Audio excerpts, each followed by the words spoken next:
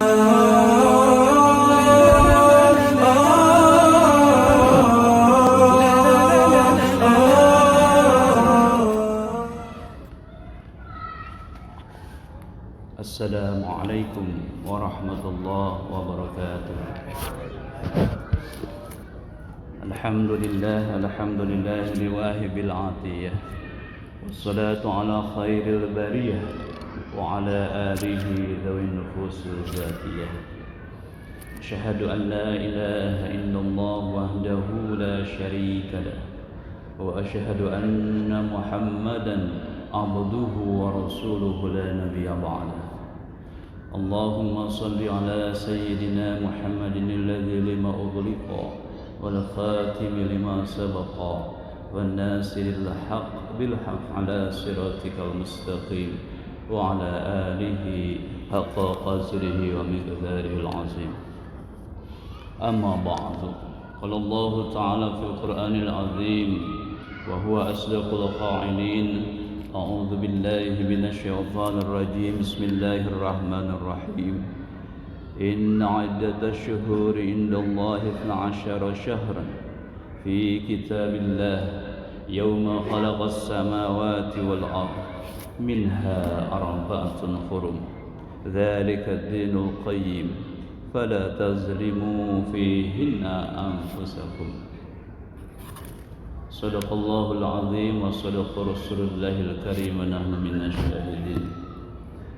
Jamaah salat zuhur rahimakumullah.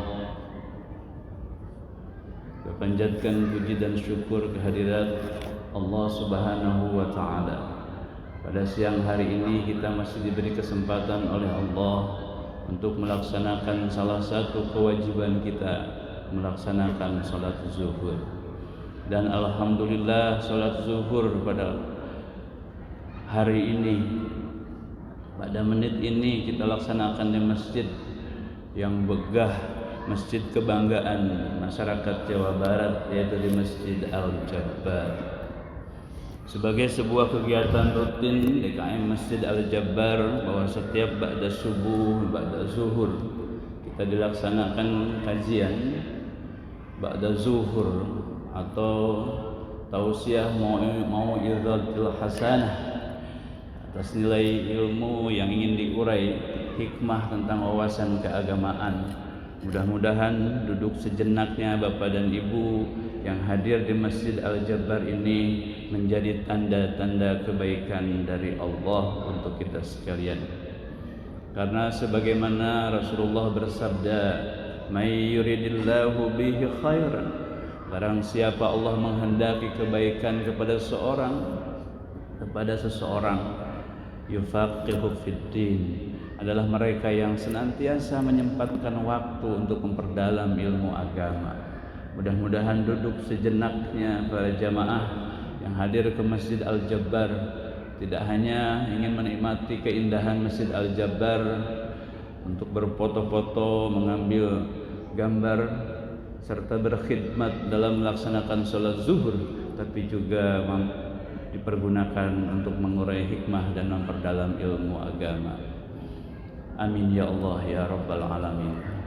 Jamaah sholat zuhur rahimakumullah, tanggal 17 Januari tahun 2025 ini bertepatan dengan tanggal 16 Rajab 1446 Hijriah, di mana 1447 yang lalu atau 1 tahun sebelum terjadinya peristiwa hijrahnya baginda Rasul, atau menurut Al-Maududi terjadi sekitar 660, antara 660 atau 661 terjadinya peristiwa Isra wal Mi'raj. Kalau menurut Al-Alamah Al-Mansur Furi beserta para ulama yang masyhur, yaitu bertepatan dengan 10 masa kenabian, tepatnya tanggal 20 Rajab. Jamaah rahimakumullah, kita sedang berada di posisi bulan tersebut, bulan Rajab, bulan yang merupakan salah satu bulan yang diistimewakan oleh Allah, sebagaimana firman Allah yang tadi di awal dibacakan, a'udzubillahi minasyaitonir rajim, inna iddatash syuhuri indallahi 12 syahran fi kitabillah yauma khalaqas samawati wal ard minha arba'atun hurum. Bahwa dari 12 bulan yang ada di dalam kalender Islam, ada 4 bulan yang diistimewakan oleh Allah. Ada bulan yang disucikan oleh Allah, disebut dengan arba'atun hurum. Di antara 4 bulan yang termasuk arba'atun hurum, 3 di antaranya adalah mutawaliyat, Dzulqa'dah, Dzulhijjah dan Muharram. 1 yang terpisah di antara 4 bulan tersebut yaitu bulan Rajab.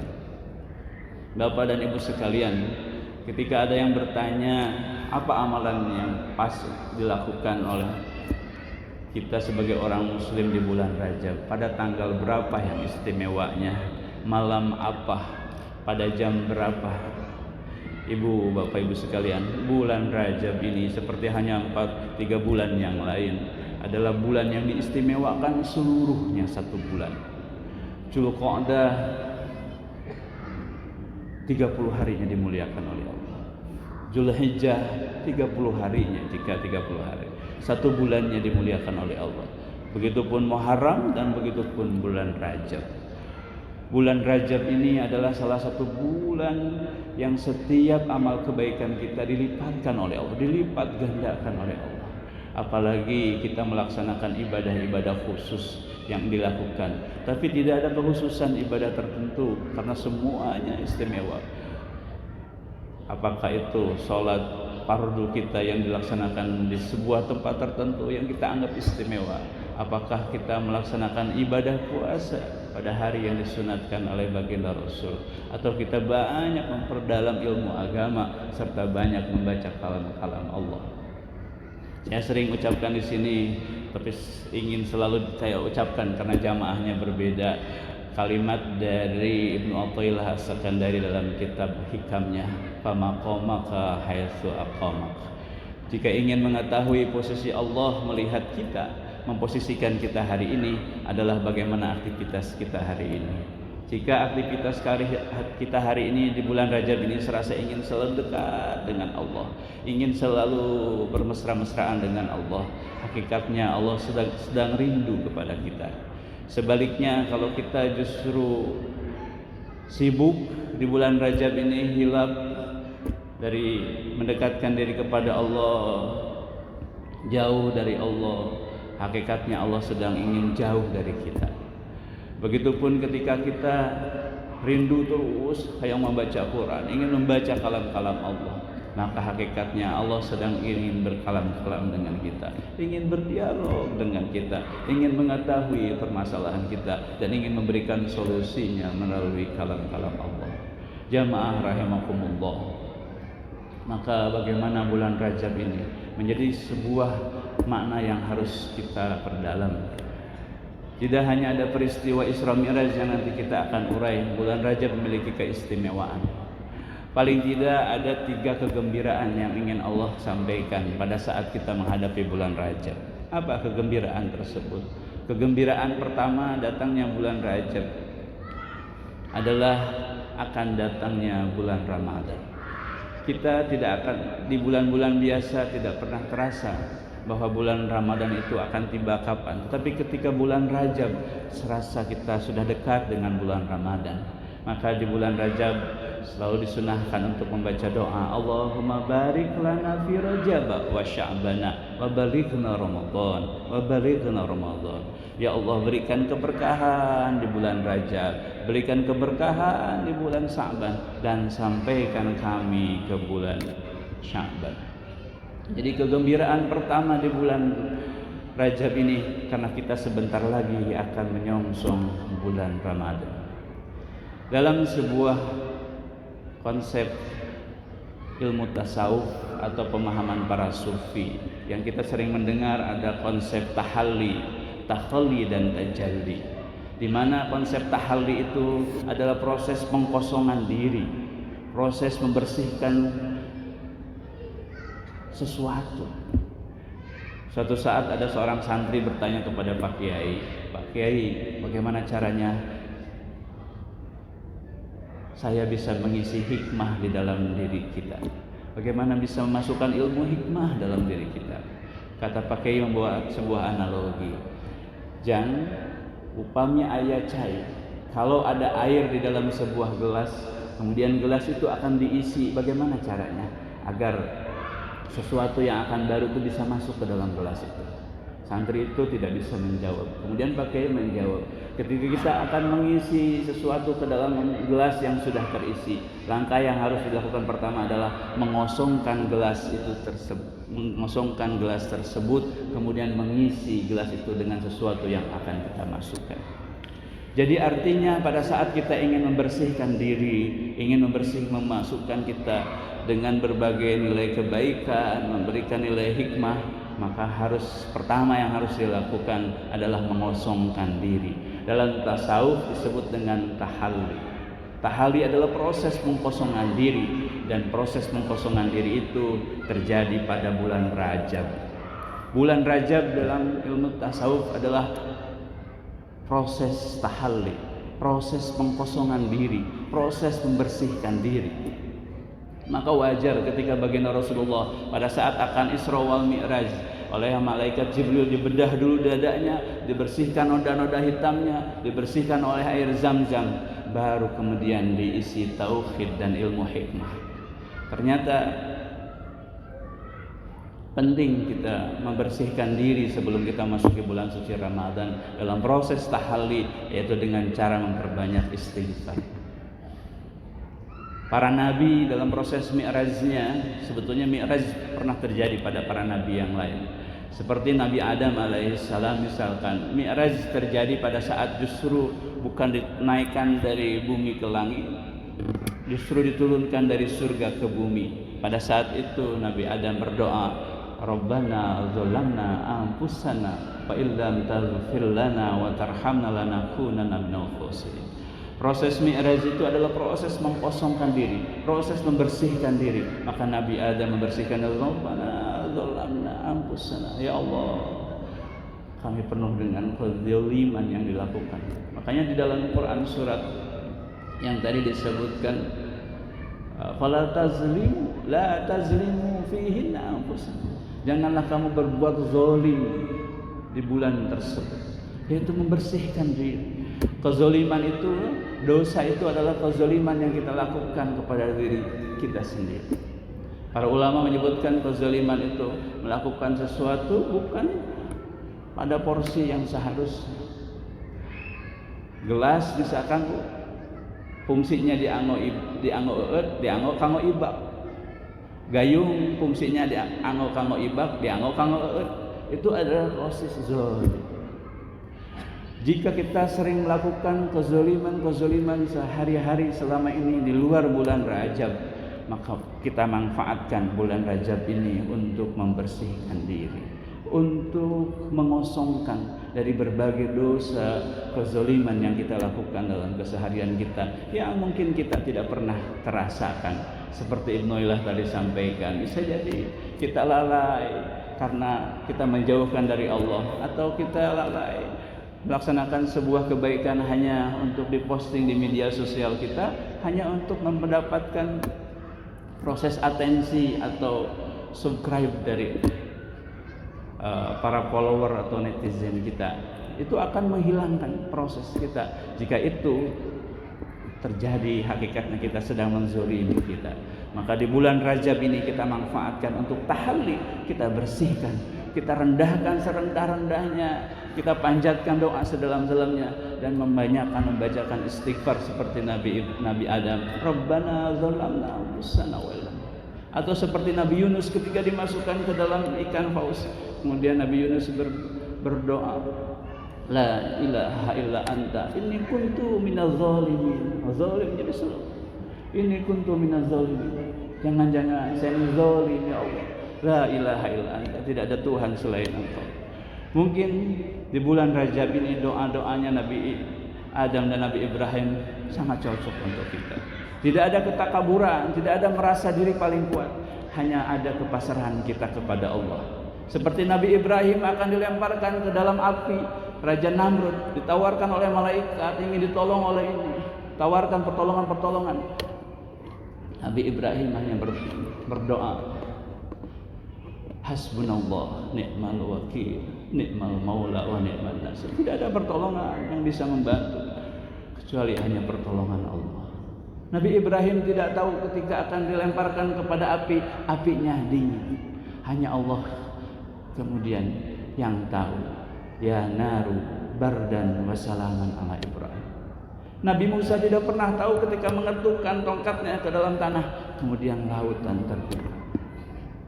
Tidak ada yang pernah tahu apa yang akan terjadi.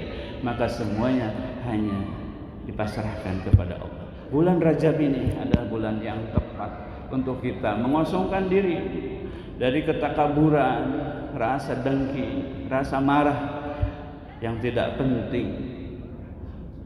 Dan justru kita harus mempersiapkan pada bulan-bulan yang akan datang. Bulan Sa'ban adalah bulan takhalli. Takhalli adalah proses pengisian, proses menjemput kegembiraan, karena sebentar lagi akan menyambut bulan suci Ramadan. Dan bulan Ramadan adalah tajalli, yaitu puncaknya dari seluruh amal ibadah. Bahkan ibadah puasa merupakan ibadahnya para sufi. Para sufi, para tasawuf itu dulu banyak puasa. Puasanya dalam rangka mendekatkan diri kepada Allah, dan memang tidak ada makanan untuk dimakan. Para sufi itu sofwun itu dulu di zaman Rasulullah ada di masjid itu ada soronoyan gitu, bapak dan ibu. Mereka tinggal di situ, hanya beribadah kepada situ dan mengharapkan makanan dari mereka, hanya memfokuskan diri kepada Allah. Jemaah sekalian rahimakumullah, kebahagiaan pertama di bulan Rajab adalah kita sebentar lagi akan memasuki bulan suci Ramadan. Para sahabat ketika berakhirnya bulan suci Ramadan selalu berdoa, Allahumma sallimni ila Ramadan wa sallimni Ramadan wa tasallamahu min Ramadan. Ya Allah, hantarkanlah kami ke bulan suci Ramadan dan hantarkan Ramadan kepada kami, dan terimalah segala amal ibadah kami di bulan suci Ramadan. Selalu rindu, padahal baru 1 hari ditinggalkan bulan suci Ramadan. Apalagi kita di bulan Rajab, sebentar lagi bulan Ramadan akan kita songsong. Maka seyogianya kita sambut bulan Ramadan dengan penuh kegembiraan. Jamaah rahimakumullah, kegembiraan kedua di bulan suci Ramadan adalah kegembiraan khusus yang diperoleh untuk baginda Rasulullah sallallahu alaihi wasallam. Jamaah sekalian, di bulan Rajab bertepatan pada tahun itu baginda Rasulullah ditinggalkan orang-orang tercintanya, ditinggalkan Sayyidah Khadijah istri tercinta, ditinggalkan pamannya Abu Thalib. Bahkan beliau diuji ketika datang hijrah ke Taif, ke Bani Thaqif, bukannya memperoleh penyambutan yang baik, tidak ada Rabbana tidak ada penyambutan Tala'al Badru, tidak ada. Yang ada itu penyambutan dengan lemparan batu, lemparan kayu, lemparan tulang, bahkan lemparan kotoran, sehingga Rasulullah berdarah di kaki bukit sebuah kebun di kota Taif. Pada saat Rasulullah memperoleh ujian yang sebegitu beratnya, Rasulullah diberikan kabar gembira, yaitu dengan hadirnya peristiwa Isra Mi'raj. Dalam sebuah riwayat sufi, dulu Nabi Ibrahim itu sering candanya begini, ya Allah, jika engkau ini maha hebat, maha kuasa, maha besar, kenapa hanya aku yang menyembah engkau? Nabi Ibrahim itu ada jok-jok begitu. Kemudian Allah mengangkat Nabi Ibrahim itu ke langit, memerintahkan malaikat untuk melihat bagaimana para malaikat beribadah dan bersujud kepada Allah. Ada kegembiraan di hati Nabi Ibrahim ketika turun ke bumi, ternyata saya tidak sendiri, sehingga beliau semangat berdakwah kembali.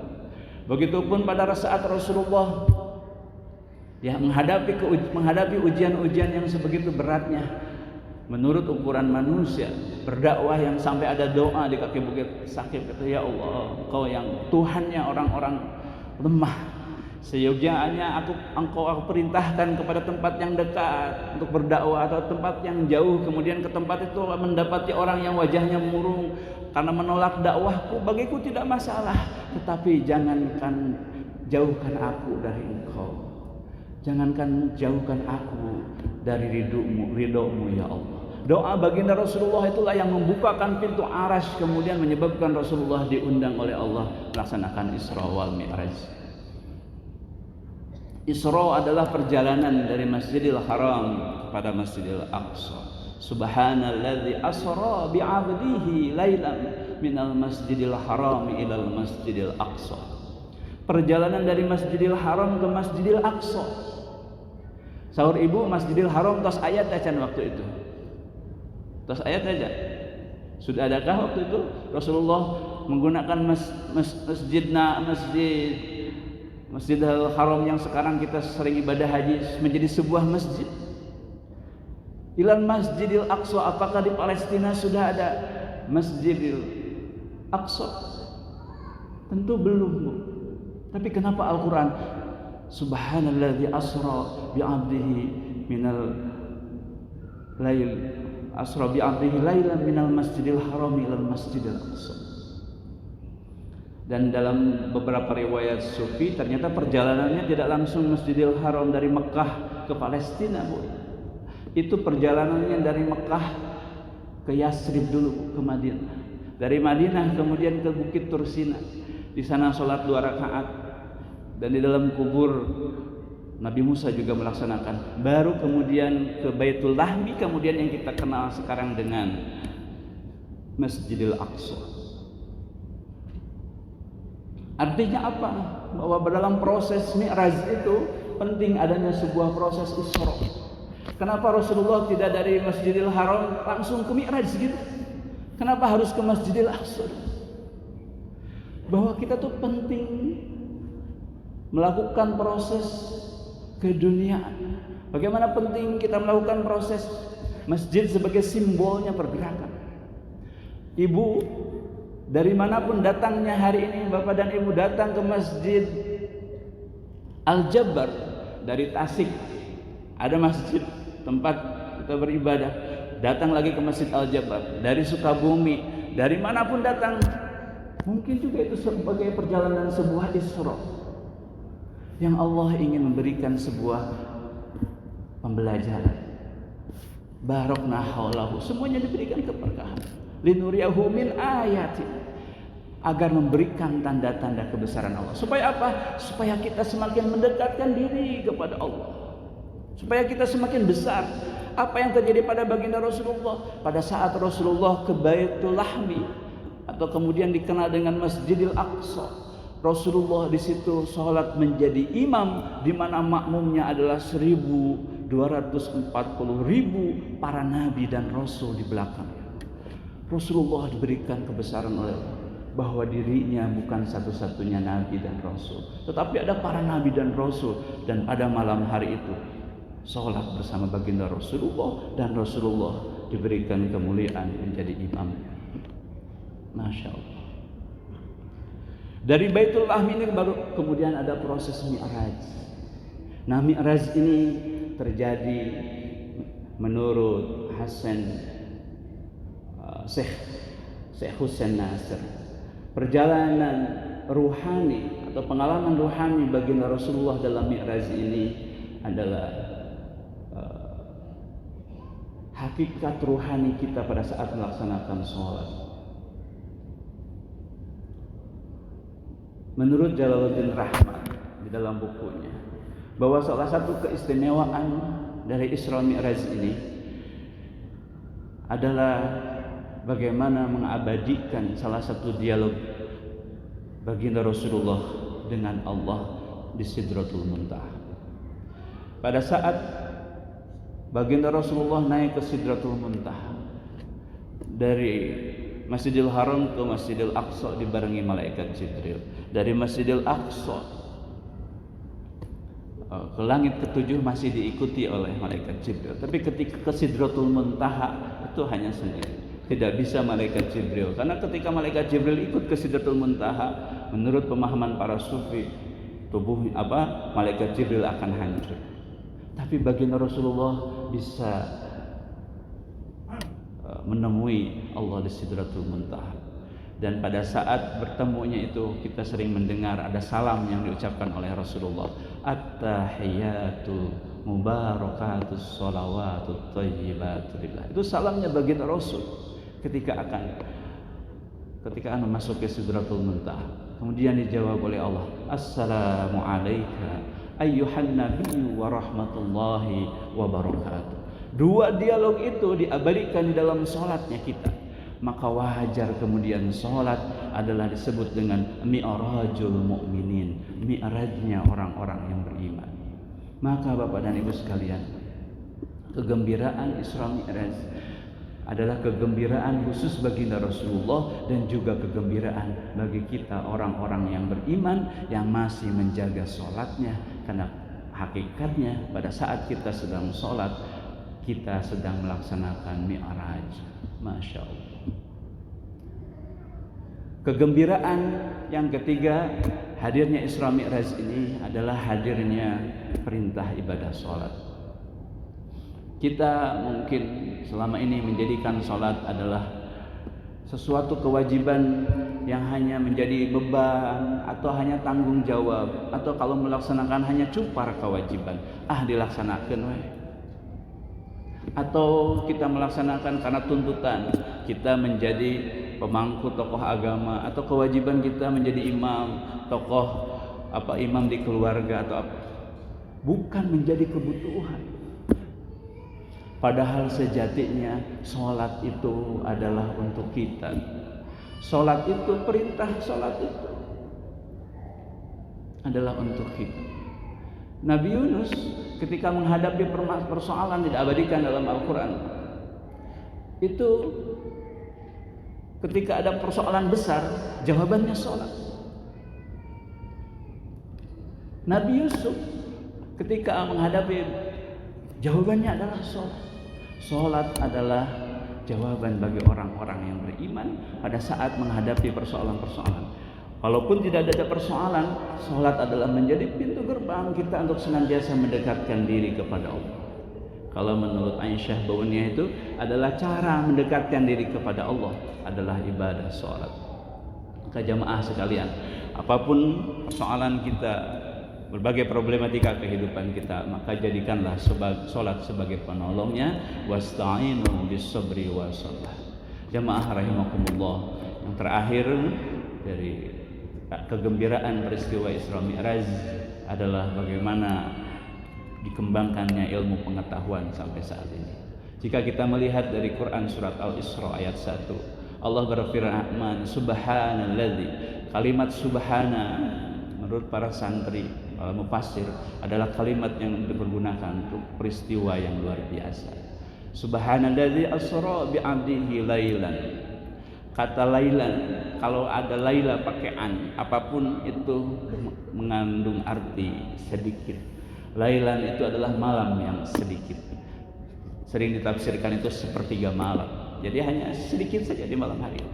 Tapi bagaimana bisa melakukan perjalanan yang begitu panjang dari Masjidil Haram ke Masjidil Aqsa saja begitu jauh, kemudian dari Masjidil Haram ke Masjidil.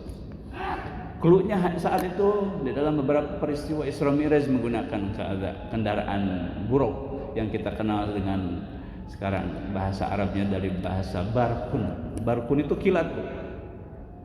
Kilat itu adalah kecepatan cahaya. Jadi kalau ayat kilat, Bu, kenapa kilat nanti payun suaranya terakhir guluduh, baru sampai guluduh, Bu. Artinya apa? Bahwa kecepatan cahaya mengalahi kecepatan suara. Di situ ada pintu gerbang kabar gembira bagi para ilmuwan bagaimana melakukan penelitian, melakukan kajian tentang membedah beberapa ilmu yang Allah ibrahkan agar kita menemukan ilmu. Sekarang sudah mulai ketemu. Dulu nggak kebayang bagaimana kita berkomunikasi. Kalau mau nunggu berita di Los Angeles jika terjadi tahun 80-an, Bu, harus nunggu berita dalam dunia dalam berita, harus nunggu malam hari, harus menunggu waktu. Sekarang apa yang terjadi di Los Angeles terjadi kebakaran, dalam hitungan detik kita bisa mengetahui di sini.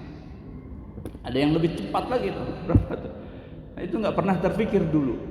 Sekarang nggak pernah terpikir. Jadi bagi Allah tidak sulit mengetahui segala amalan dan amal ibadah kita. Walaupun sekadar sebesar zarrah, maka akan dipertanggungjawabkan di yaumil akhir. Bagi Allah bukan hal yang sulit. Hari ini saja kita mengetahui teknologi, dan Isra Mi'raj adalah kabar gembira bagi para peneliti muslim bagaimana mengungkap ilmu pengetahuan di sekitar kita. Itu saja, mudah-mudahan 4 kabar gembira di bulan Rajab ini kita jemput dengan keimanan dan kita jemput dengan ilmu pengetahuan. Hanya dengan keimanan kita bisa menerima hakikat dari peristiwa Isra Mi'raj, dan dengan keimanan pula kita bisa mengungkap rahasia keilmuan di balik peristiwa Isra Mi'raj. Mari kita tutup dengan doa kepada Allah. Mudah-mudahan kita dibimbing oleh Allah untuk senantiasa istiqomah kita ibadah kita di bulan Rajab, istiqomah kita menjaga salat kita, dan senantiasa berbahagia menjemput bulan Rajab dan berbahagia juga menyambut bulan Ramadan. Allahumma shalli ala sayyidina wa habibina wa syafi'ina wa balighna wa sallim radhiyallahu tabaraka an bagi sahabat Rasulullah azmain. Amin ya Allah ya rabbal alamin. Allahumma ihdina siratal mustaqim, siratal ladzina an'amta 'alaihim ghairil maghdubi 'alaihim waladdallin. Assalamu alayka ya sayyidi ya rasulullah. At-tahiyatul mubarakatus salawatut thayyibatul. Assalamu alayna wa ala ibadillahis shalihin. Allahumma afrigh alayna sabra wa thabbit aqdamana wansurna 'alal qawmil kafirin. Wansurna 'alal qawmil kafirin. Allahumma barik lana fi Rajab wa Sya'ban wa balighna Ramadan wa balighna Ramadan. Allahumma sallimni ila Ramadan wa sallimni Ramadan wa tasallamuhu min Ramadan. Allahumma arham ummat sayyidina Muhammad. Allahumma farrij ummat sayyidina Muhammad. Allahumma barik ummat sayyidina Muhammad. Allahumma ghfir ummat sayyidina Muhammad fi sayyidina Muhammad. رب هب لي حكما والحقني بالصالحين. رب هب لي من الصالحين. رب اجعلنا مقيم الصلاة ومن ذريتنا ربنا وتقبل الدعاء. ربنا هذا بلد آمن واجنبني وبين معصيتك عنا كل مسلم.